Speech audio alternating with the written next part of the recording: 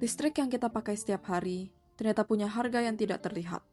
Di balik terang kota, ada emisi yang terus dilepaskan ke udara. Seiring berkembangnya zaman, kebutuhan listrik meningkat drastis, dan banyak negara termasuk Vietnam masih bergantung pada PLTU berbahan bakar batu bara. Masalahnya, proses ini menghasilkan polutan berbahaya seperti SO2, NOx, dan partikulat halus yang berdampak langsung pada kesehatan dan lingkungan. Sebelum kita lanjut lebih jauh, aku mau memperkenalkan tim kami.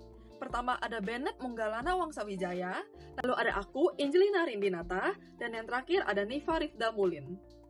Video ini dilatar belakangi oleh perkembangan teknologi setiap zaman yang meningkatkan kebutuhan energi listrik, dan banyak negara masih mengandalkan PLTU berbahan bakar batu bara karena biayanya yang relatif murah dan ketersediaannya yang melimpah. Namun, proses pembakaran batu bara menghasilkan berbagai polutan seperti SO2, NOx, CO2, serta partikulat halus seperti PM2,5 yang sangat berbahaya bagi kesehatan kita dan juga lingkungan.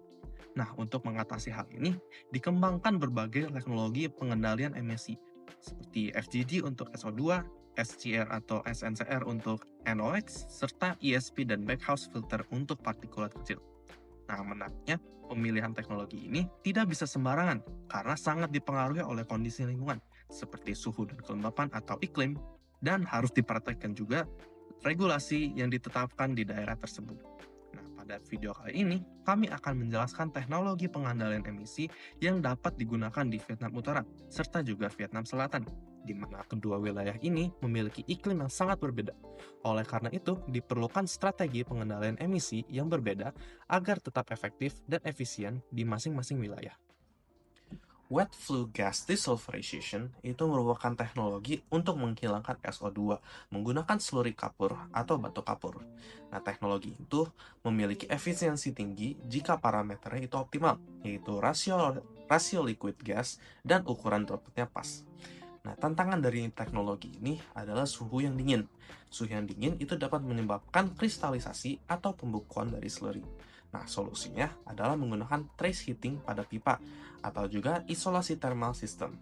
Namun, dampak dari solusi ini itu akan menyebabkan biaya investasi dan operasional itu lebih tinggi dan juga mengkonsumsi energi yang lebih tinggi.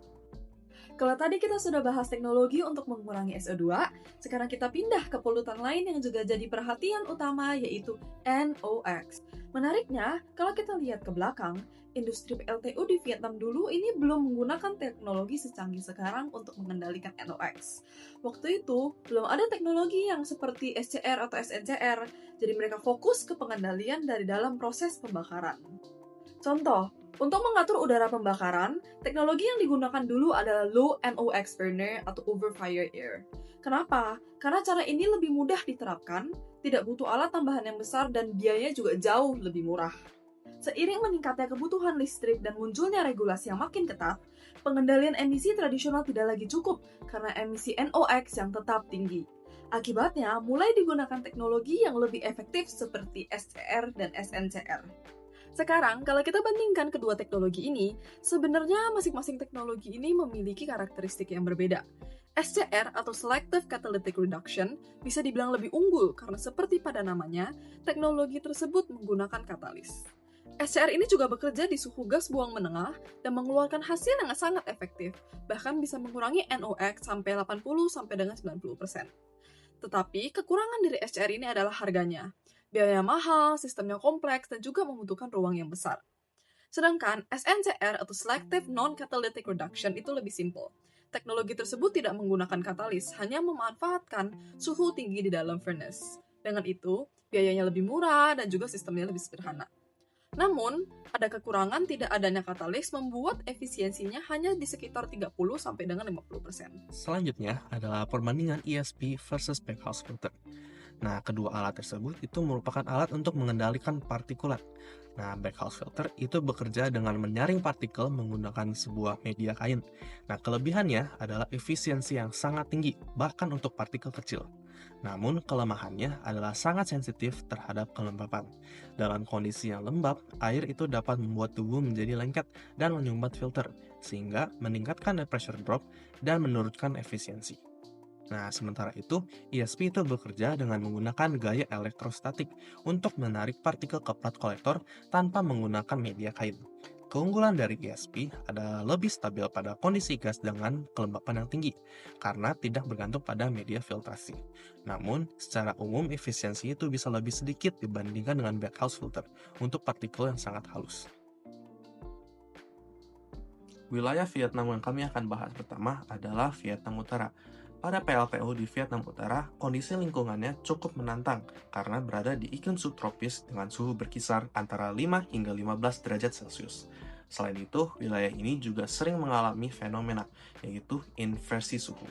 Nah, akibat inversi suhu ini, pergerakan udara itu terbatas, sehingga dispersi polutan itu tidak berjalan dengan baik. Nah, hal ini menyebabkan kualitas udara itu memburuk, terutama saat musim dingin. Kondisi ini semakin sensitif karena banyak PLTU berdekatan dengan kawasan industri dan perkotaan. Nah, dari sisi operasional, tantangan yang dihadapi juga cukup besar. Standar emisi yang harus dipenuhi sangat ketat, sementara ketersediaan lahan itu juga terbatas. Oleh karena itu, dibutuhkan teknologi pengendali emisi tidak hanya yang efektif, tetapi juga efisien dan memiliki desain yang kompak. Selanjutnya, kita akan membahas tentang fenomena penting, yaitu inversi suhu. Inversi suhu itu adalah kondisi ketika suhu udara itu justru meningkat seiring ketinggian, kebalikannya dengan kondisi normal. Nah, ini disebabkan oleh cuaca yang dingin, kelembapan yang tinggi, dan juga angin tenang di dekat permukaan. Nah, biasanya, polutan itu yang dihasilkan itu dapat merambat secara vertikal dan menyebar ke atmosfer atas. Namun, karena terjadi inversi suhu, udara dingin yang membawa polutan itu terperangkap di dekat permukaan bumi karena tertahan oleh lapisan udara hangat di atasnya. Nah, hal ini menyebabkan polutan itu tidak bisa menyebar ke atmosfer atas, sehingga terjadi penumpukan polusi yang berbahaya bagi kesehatan. Karena itu, di kondisi seperti ini, solusi yang terbaik itu bukan hanya mengandalkan penyebaran alami, tapi harus memotong emisi langsung dari sumbernya menggunakan kombinasi teknologi pengendalian emisi. Untuk Vietnam Utara, strategi kombinasi alat pengendalian emisi dimulai dari ESP.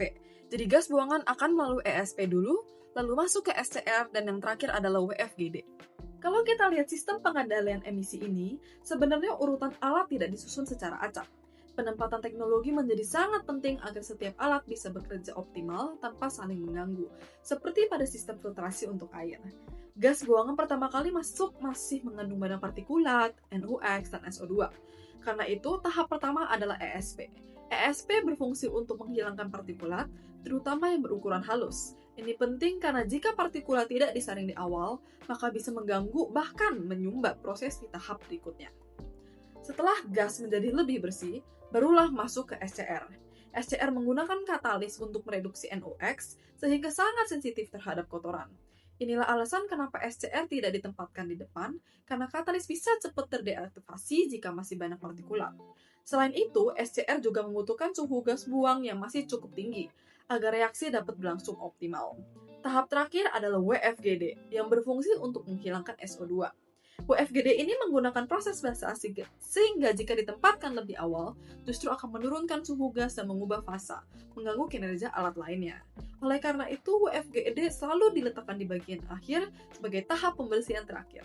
Dengan urutan ini, setiap alat tidak hanya bekerja sesuai fungsinya, tetapi juga saling mendukung untuk mencapai efisiensi pengendalian emisi yang maksimal.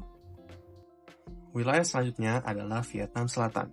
PLTU di Vietnam Selatan itu berada pada kondisi iklim tropis dengan suhu yang tinggi, sekitar 28 hingga 35 derajat Celcius, serta kelembapan udara yang sangat tinggi, yaitu di atas 80%. Nah, kondisi itu dapat mempengaruhi kinerja alat pengendalian emisi seperti ESP dan SCR, terutama dalam menjaga efisiensi penangkapan partikulat dan reaksi kimia. Nah, dari sisi emisi, polutan yang dihasilkan itu sangat beresiko tinggi terhadap kesehatan, terutama karena banyak PLTU berada dekat dengan area pemukiman dan pertanian. Nah, tantangan lainnya adalah penggunaan batu bara dengan kandungan sulfur yang tinggi yang dapat meningkatkan emisi. Selain itu, meskipun regulasi terus berkembang, tetap diperlukan teknologi pengendali emisi yang efektif untuk memastikan dampak lingkungan dapat diminimalkan. Untuk Vietnam Selatan, urutan teknologi pengendalian emisi yang paling sesuai adalah kombinasi antara ESP, SNCR, dan FGD. Nah, dimulai dari ESP. ESP itu digunakan di awal untuk menangkap partikulat atau abu terbang. Hal ini penting agar unit berikutnya tidak cepat rusak atau terkontaminasi. Lalu SNCR itu digunakan untuk mengurangi NOx dengan biaya yang lebih rendah dibanding SCR dan cocok karena suhu di Vietnam Selatan itu cukup tinggi. Lalu FGD adalah digunakan untuk di tahap terakhir untuk menghilangkan SO2 dari gas buang sebelum dilepas ke atmosfer. Nah, urutan ini dipilih karena efisien secara biaya, stabil di kondisi suhu dan kelembapan tinggi, dan tetap mampu memenuhi standar emisi yang ada. Selain itu, dengan menangkap partikulat di awal menggunakan ESP, beban kerja unit di hilir seperti FGD juga menjadi lebih ringan. Selain teknologi pengendalian seperti ESP, SCR, dan FGD, ada juga pendekatan lain yang sering digunakan yaitu co-firing. Co-firing merupakan metode pembakaran dua jenis bahan bakar secara bersamaan, misalnya batu bara dengan biomasa atau amonia. Tujuannya adalah untuk membantu menurunkan beban emisi sejak awal proses pembakaran. Namun, penting untuk dipahami bahwa co-firing bukan pengganti alat pengendalian emisi, melainkan hanya sebagai strategi tambahan. Dalam konteks Vietnam Utara, co-firing bisa digunakan, tetapi hanya sebagai pendukung. Hal ini karena wilayah tersebut memiliki regulasi yang lebih ketat, berada dekat kawasan industri dan perkotaan, serta rentan terhadap fenomena inversi suhu yang dapat memperparah pencemaran udara. Sehingga pengendalian utama tetap harus mengandalkan teknologi seperti SCR dan WFGD yang lebih efektif dan stabil dalam menurunkan emisi. Sementara itu, di Vietnam Selatan, pendekatannya sedikit berbeda. Karena wilayahnya beriklim tropis dan dekat dengan area pertanian, co-firing biomasa menjadi alternatif yang lebih visible. Selain itu, keterbatasan anggaran juga membuat co-firing menjadi solusi transisi yang lebih ekonomis untuk membantu mengurangi emisi. Namun, untuk co-firing dengan amonia, penggunaannya ini masih terbatas karena biayanya yang lebih tinggi, kebutuhan modifikasi sistem, serta adanya risiko keselamatan. Oleh karena itu, di Vietnam Selatan, co-firing biomasa lebih realistis digunakan, tetapi tetap tidak menggantikan peran teknologi utama seperti FGD atau SCR dalam pengendalian emisi. Sebagai kesimpulan, terdapat perbedaan strategi pengendalian emisi antara Vietnam Utara dan Selatan yang dipengaruhi oleh kondisi lingkungan dan regulasi. Di Vietnam Utara, suhu yang lebih rendah dan adanya fenomena inversi suhu menyebabkan polutan lebih mudah terperangkap di udara. Oleh karena itu, digunakan kombinasi teknologi yang lebih lengkap, seperti ESP, SCR, dan WFGD, yang terbukti efektif dalam menurunkan emisi SO2, NOx, dan PM2,5, serta sesuai untuk regulasi yang lebih ketat. Sementara itu, Vietnam Selatan memiliki iklim tropis dengan suhu dan kelembapan yang tinggi, sehingga dispersi polutan lebih baik. Teknologi yang digunakan seperti ESP, SNCR, dan FGD sudah cukup untuk memenuhi standar emisi yang lebih longgar dan juga biayanya yang lebih ekonomis dan operasional yang lebih stabil. Selain itu, co-firing di kedua wilayah ini berperan sebagai strategi tambahan dalam pengurangan emisi, namun belum dapat menggantikan teknologi utama pengendalian emisi. Pada akhirnya, pengendalian emisi bukan hanya soal teknologi, tetapi juga tentang menjaga kualitas lingkungan. Karena setiap langkah kecil hari ini menentukan kualitas udara yang kita hirup di masa depan.